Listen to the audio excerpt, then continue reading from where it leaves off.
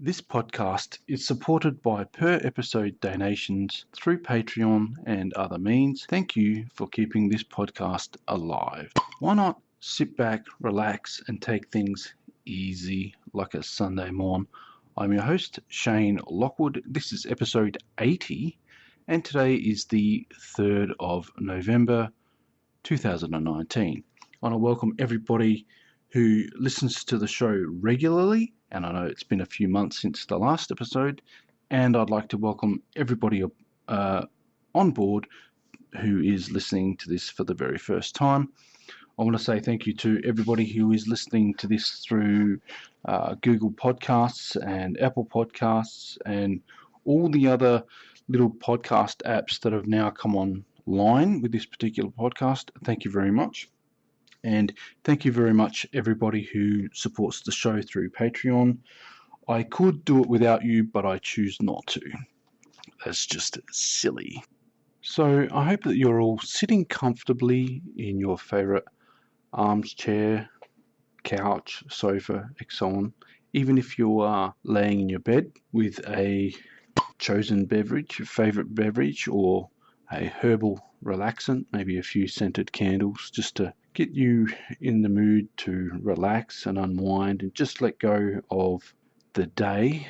Maybe you just need to unwind at the end of a very heavy week. It happens. There's a lot going on in the world, and there's a lot of stuff that you and I cannot change regardless of how we interact on social media and all that sort of stuff. We can vote and elicit change that way, but it's up to what the political parties and things like that do with that vote while they're in power. That is often out of our control. There's a lot of stuff going on in the world of religion that we don't have a control over, and some of it's quite awful, but we want to let go of all that stuff, all the stuff that is weighing us down, stressing us out. We're just going to let it all go. This particular podcast is mainly focused on a relaxation-based form of self-help without actually telling you what to do with your life. It's your life. What this show is basically about is a reminder to embrace the tranquility that one feels very early on a Sunday morning. Now, it may be different in your country, but it's a day of the week where very few people work, and if you get up early enough, before the birds have started singing and before the dogs start barking and before the lawnmowers and all the traffic noises and things like that have started up, you can embrace a little bit of tranquility, and you just take 30 minutes of your week to listen to this particular podcast or any podcast that you enjoy that does the same sort of thing. And with that 30 minutes, you can start to plan out the rest of your week, all the stuff you've got to do, your meal planning. Now, it does take longer than 30 minutes, of course, but to do meal planning and things like that. But, you can just write what you need to do on paper or in front of a computer screen where you've got a notepad or something open, a word processing program, or an iPad or whatever it is that you are using to take notes with. And then you can plan out your day, work out your budgets, do your taxes, do whatever it is that you've got to do. And maybe it's just just clearing your mind before you do anything. Maybe you're at a kitchen table and taking notes and things like that. Now, I try to incorporate bits and pieces of like scientific factoids and things like that. So I hope I don't disappoint people this time around, because this is just me getting back in the saddle, getting used to talking again, re-recording and editing, and then getting a podcast out there. I am going to be doing a whole heap of podcast episodes for Patreon supporters. Now, these are not going to be the longer 30-minute podcast episodes. These are going to be tighter, focused podcasts, scripted, possibly, and maybe with a bit more, sound effects and special effects and those sorts of things. But they'll probably be about 5 minutes long, and they'll be talking about different things going on in the media and politics and stuff like that, stuff that we can't change and stuff that I get annoyed about. And these podcasts will be uncensored, whereas this particular podcast, I've tried to avoid politics and religion and just foul language and all that sort of stuff, because you want to relax, you want to unwind, because it's a coping mechanism for the modern world. Sometimes people will tell you to unplug from your screens and Wi-Fi and go off into the wilderness and have a weekend away or something like that. This is basically the audio equivalent of doing that. This is a fairly clean podcast. The pace of my voice is slower. It's slower intentionally because I've listened to a lot of podcasts where they talk really, really fast and they're trying to sell you stuff all the time. I don't have a sponsor for this podcast. I don't even have a website for this podcast. There's a drama behind all that as well. And I'm not pointing the fingers at anybody. I made a mistake in trusting a company that was untrustworthy, and then leaked my personal details to people that were hanging off the system, and then you get all these nuisance calls from goodness knows where, because my name and phone number and the details of the domain name were put on a database, and I constantly get harassed by people wanting to build me a website for a domain that I no longer rent. I haven't bothered renting it for the last couple of years. But see, it's easy to go on a tangent. But what we're going to do is I'm going to reward my podcast subscribers with those episodes, and I may, depending on the subject matter and the importance of it, I may make some of them available for people who are members of the Facebook group. It depends on the topic and things like that. So what I'm going to do is remember this little time frame, this time stamp, because I'm going to pause it and then I'm going to start thanking you guys. Before I go any further, I'd like to thank a whole heap of people individually by name, because you guys have helped me in various different ways, but mostly your help is actually going to be channeled back into this podcast. So the first and very important person that I'd like to shout out would be my Uncle Lee, for sending me an iPad Pro. And I've used it every day since I've got it, and I've updated it to the latest update, which has made it a little bit less responsive than it normally would be, which is unfortunate, and I hope Apple actually fixes that. I had one of my Patreon supporters had actually given me a couple of older iPads that still work. One of them needs to be fixed, the keyboard fixed, and but yeah, it's an older device. It's a good little backup thing, and I may sell them at some point in the future. I don't know, but my uncle sent me like a recent, relatively new-ish iPad Pro, and it's been fantastic. I've used it every day since I've got it. I use it to write notes, stray ideas. I film video with it. I do videos on DTube. I take photos, write articles, and share them to various websites where I can get paid in crypto to produce content and things like that. So that's amazing stuff. Like just a little thing, a piece of technology can go a long way. So I'm over the moon with that little gift. Like it's the gift that keeps on giving, pretty much, right? A really, really big thank you to Adem Koci from the Podcasta non Grata podcast. That's Podcasta space NON space GRATA, Podcasta non grata. It's a play on the phrase persona non grata, which means the unwanted person. So this is the unwanted podcast, which is quite unfortunately named because it's pretty good, actually. He does a parody episode of himself, basically a parallel world where he's incredibly successful, multi-millionaire, and very, very arrogant, and with a model wife called Podcasta Perfecta. It's one of the funniest things he's ever done, and I hope he never, ever, ever deletes that episode. Please save it somewhere. I should download it and make a permanent copy myself, but don't delete that episode, whatever happens.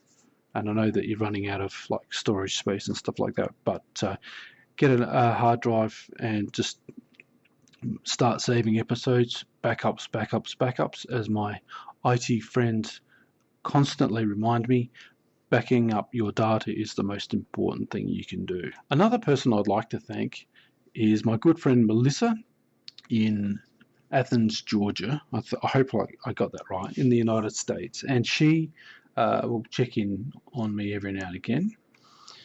And recently she reminded me, or highlighted, or brought to my attention the continuing exploits of Agnes and Pavel.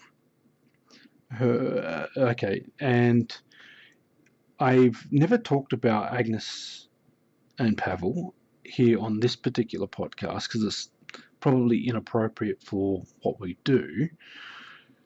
But I have to confess that I had a 13-year-long on again, off again abusive friendship relationship with Agnes, and I was the victim of that abuse and torment and things like that. I'm not proud of that, and it's something that I'm still sort of slowly coming to terms with, because you want to help people that are mentally disturbed, and you want to see that they get the help that they need. And Agnes slowly but surely got worse and worse. Now, the funny thing was, Agnes was a very, very intelligent person, ultra intelligent, very fast, could type really fast, and she wasn't an unattractive woman. That's the painful thing, I think, that she had so much potential, but she would engage in these delusional fantasies that got worse and worse and worse, and she was paranoid, and she would accuse me of all sorts of stuff. But Pavel was her long-term life partner, I guess. From what I could gather, they were violent towards each other, and there's a long sordid history there that I could probably do a podcast about her for my Patreon subscribers, but I don't want to draw her attention as it is, and I really want to sort of move on. But I think that might be good to highlight what went on and just achieve a little bit more closure as to the whole thing. Anyway, her and Pavel Pavel got a job working for a YouTuber, and there's another conspiracy nut guy who, really off the wall, deep end stuff, ultra arrogant. He thinks that the CIA is spying on him, and they are spying on everybody, but with a sense of importance at a spiritual level or something or other. And so Pavel was working for him, and then he tried to hack his website, try to steal all these documents and stuff, which don't mean anything in real terms anyway. But so they sacked Pavel, and then Pavel tried to attack his website, and because these people are all paranoid, delusional, any sort of glitch or any technical hitch in their equipment obviously has to be some sort of hacking attempt or whatever. And so that was just another lot of weirdness. But thankfully, that's sort of a chapter that I thought had at least ended in 2016, and that was the last time I heard anything from Agnes. She's still active and placing photos on different social media websites and stuff like that, but I don't really want to have anything to do with her anymore.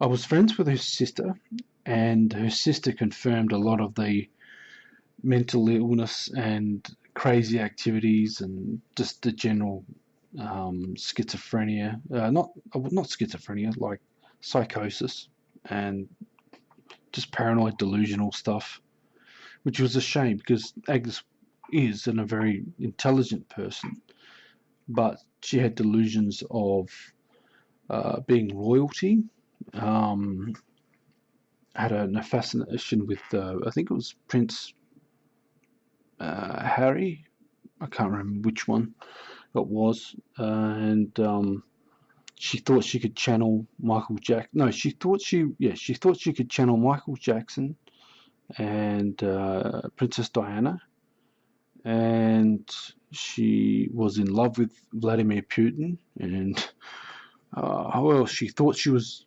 Bob Marley in a previous life, and then she thought she was Julius Caesar in a previous life. And it's just one of those things where I would humour her, but it's just weird stuff. Anyway, I don't want to bore you guys with this sort of stuff, but who knows, maybe it's interesting for some of you out there. And all that sort of stuff will be heading into the Patreon subscriber stuff. And I'm grateful once again for people who do actually want to support the show. I know there's a few people that promise to do so, and then it just stays at promises. Real people actually step up, put their money where their mouth is, and do the right thing by people. Anyway, I'm going to move on. A few people have asked me about No Man's Sky, which is a video game produced by the team at Hello Games, and it was released in 2016. And they've continued. They had a very, very rocky start, but they've continued to improve the game leaps and bounds by releasing free updates. Right? No other game company releases free updates the way this company has, and the latest update was called Beyond, or there's a play on words there, but it's Beyond Virtual Reality or Beyond VR, and you can wear your VR helmet and play the game in VR. It makes me a little bit queasy. I can't play VR for very long, longer than an hour or so before you start getting like a weird sort of sense of, I think it's vertigo.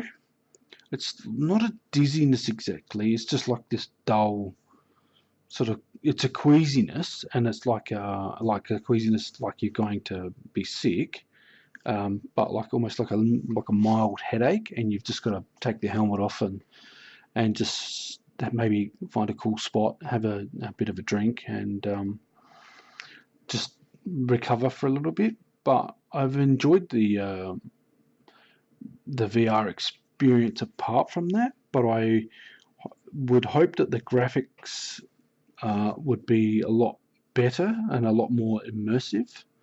But seeing your like guns and things they call it a multi-tool. It's not really a gun. It does different things. But seeing that in 3D and being able to rotate the weapon and take a look at it from different angles and things like that is fantastic. Really, really good.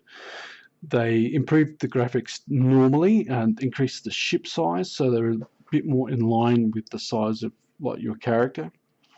And you can customize like your spacesuits and helmets and things to be, I think, all of the major races in the game, the alien races. And there's a debate on Twitter. Like it's funny. People do this thing where they want female character body types for the game, but none of the characters are actually they don't adhere to any particular gender, because the people programming it, some of them are, I think, gender non-binary, or they're trans, or they are part of the LGBT crowd, so they're in the middle of being like neither male nor female, if that makes sense. So they've incorporated a lot of the non-gender stuff. So none of the creatures have like male or female genders. They've just got like a whole range of different choices, words that have no real meaning, except I guess to those people within those communities. But yeah, but the people wanting and insisting on female body choices, right, for a game that doesn't adhere to like gender still. And the mentality is thinking, well, it's 2019. I should be able to choose a female body type from a selection, but that assumes that all the body types are male, whereas they're not. They're non-gender specific, right? Anything, if you think it's male, then it's a projection of the person perceiving it, right? Rather than them being sexist or whatever. So you do this thing where you think, okay, well, what does a woman look like in a NASA spacesuit? Is it form-fitting? Can you see the outline of her, let's say, female form, sort of thing, like breasts and hips and stuff like that? Do they stand out in a NASA spacesuit? And no, they don't. You can't see any features at all that are specific to any particular gender, because it's just too bulky. It's just too bulky and impractical. It's just ridiculous. The whole thing is ridiculous. But that's No Man's Sky Beyond, and they've done. They've also changed it so you can summon what's known as the anomaly. It's part of the story where there were two characters named Polo and Nada, who they were outside of the video game itself, if that makes sense, in an anomaly, because the Atlas was like a deity within the game that created the galaxy, created the universe, and with the 255 galaxies. And they tried to escape, so they created an anomaly that could go anywhere and be undetected by the Atlas. Anyway, what's happened is their anomaly has expanded on the inside, because it used to be just a very small spherical spaceship thing, and it's bigger on the inside now than it ever has been before. Like most time machines, it's bigger on the inside, and they call it the Nexus. And what it is, it's like a big multiplayer arena where you can go inside, meet your friends, and I think there's up to about 16 people can go in there at once. And it's a little bit buggy, like, because the spaceships can do all sorts of weird and wonderful things like crash and spin around in midair and not land properly and stuff. But the idea is you go in there with like another 15 of your friends, and you can teleport to their base. So I've gone through and actually teleported and visited a whole heap of other people's bases and things, and they are producing some really awesome stuff on some really, really beautiful planets. So that's really, really cool. Another game I've been playing is The Outer Worlds, and it's a brand new game. It came out I think last week, and I've pretty much been playing it ever since. And I've had a few missions in a game called Elite Dangerous, which are time specific, and they've all lapsed because I've been playing this other game instead. But the Outer Worlds is a cross between Fallout 4 and Knights of the Old Republic. So it plays like Fallout, like it's a first-person shooter. You run around and shoot guns and things like that. But you've got all laser weapons and plasma, and you do damage to creatures and stuff like that. It looks a bit like Borderlands as well. But the other aspect of it is it's like Knights of the Old Republic in that you have a squad on a ship and you fly from location to location, and you have missions. So that's where the other RPG aspect of the game comes in, and you can tailor your character to how you want. As you go up levels, you assign skill points to various aspects of the character, and then you have other perks and things like that.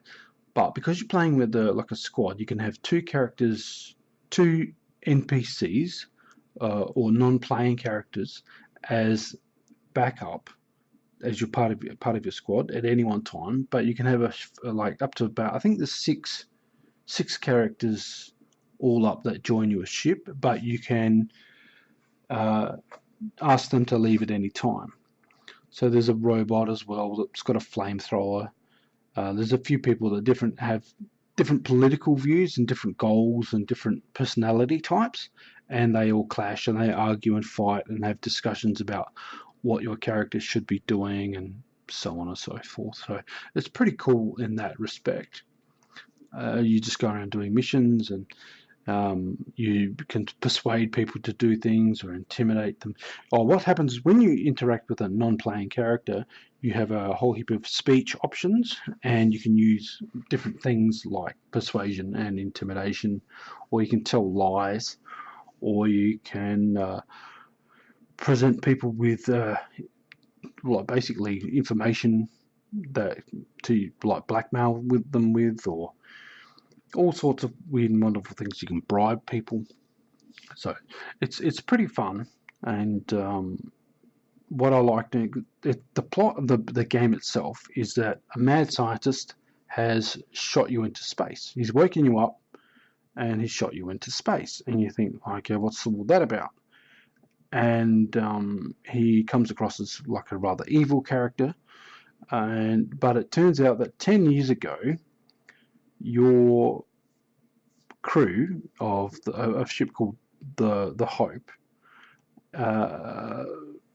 died, right? And what he had done was he'd managed to find a way of restoring you back to life, and he wants to restore the rest of the crew.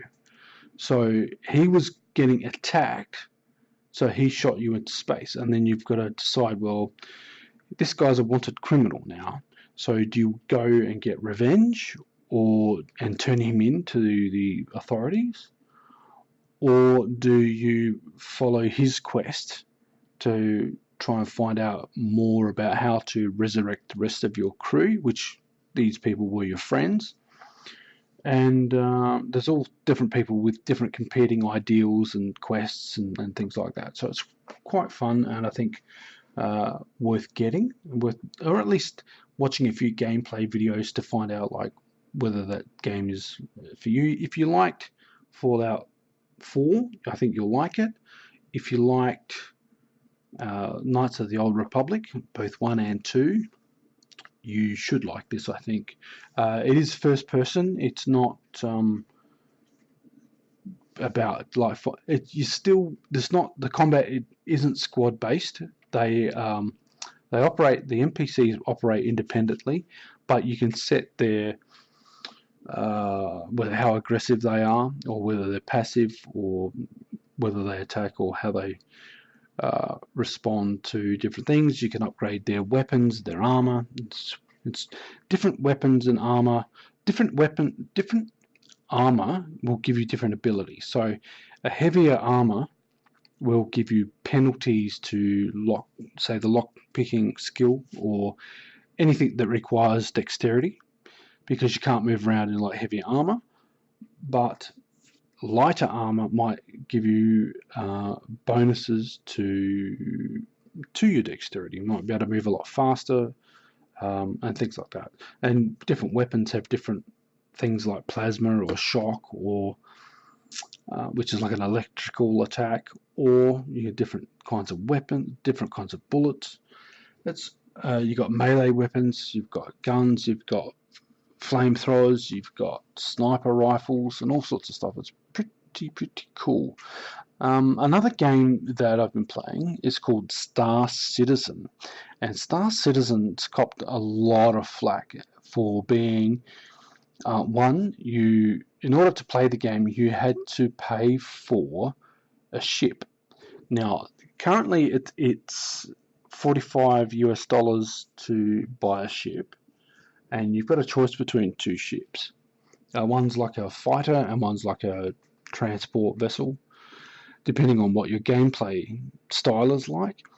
So anyway, they had a free-to-play thing just this last week, and I managed to play it for like one day out of that week when I wasn't completely, flat out busy.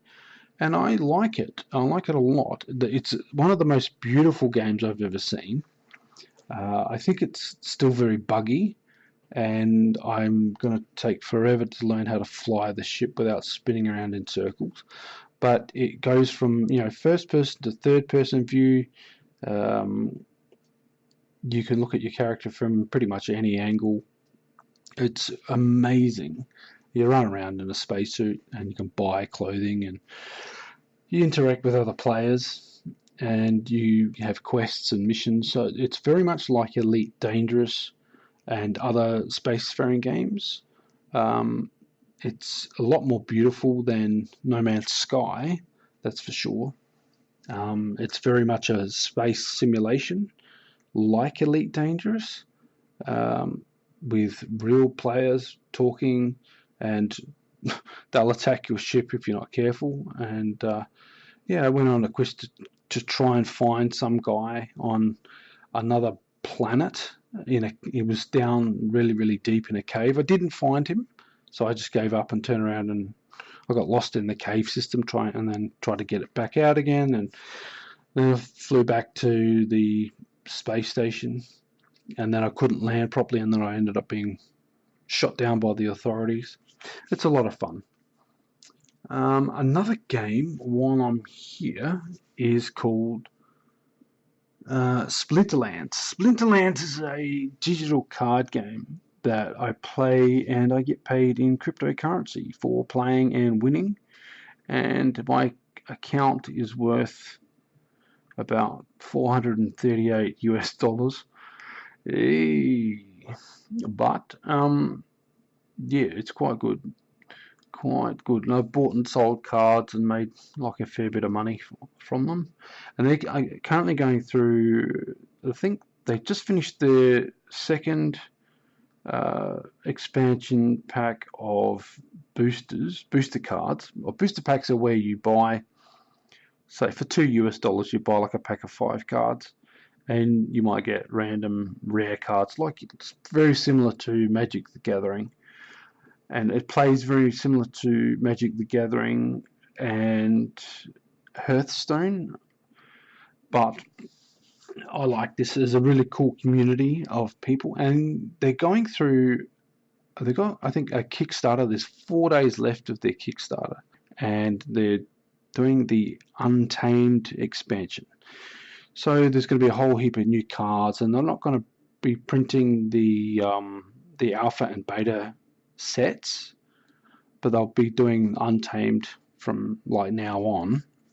And they have like a fortnightly season. So if you get to a certain ranking, they'll give you certain rewards cards, and a certain number of rewards cards. The rewards cards themselves are fairly random, but they can be worth quite a bit.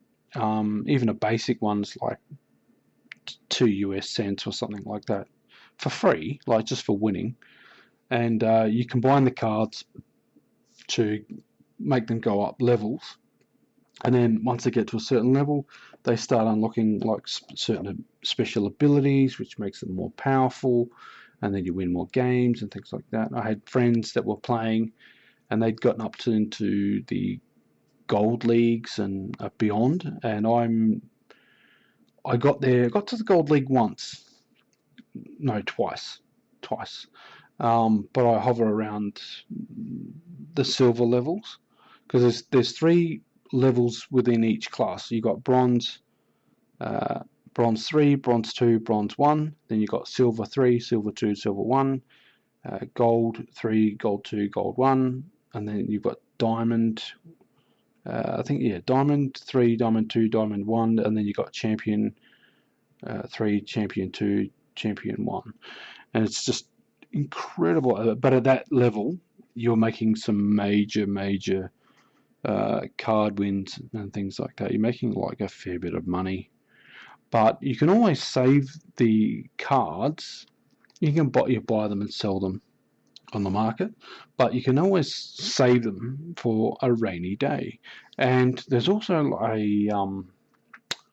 there's a token market where you can actually buy the card packs, the booster packs, as tokens. And what I've been doing, I've been slowly buying and selling them as they go up in value. As there is a a cap on the number of actual packets that they've sold, that they've produced.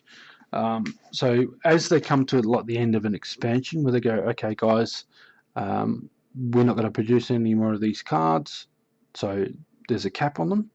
But also, what you can do, you can actually burn the cards, right? It's actually better for the card system as well if you're actually not literally burning them, but you are converting them to what they call null, N-U-L-L. Like, it's just, they no longer exist.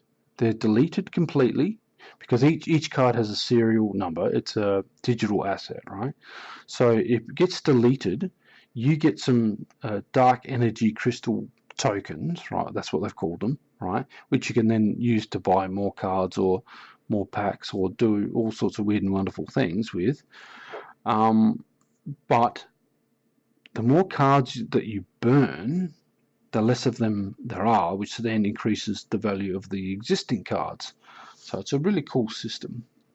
And in the expansion pack, in the Untamed Kickstarter, because there's a Kickstarter, which they set it for 25,000 US, and they met that goal in like 24 hours, like less than 24 hours, and they're up around, I think, 140,000 US just in people like pledging to their Kickstarter.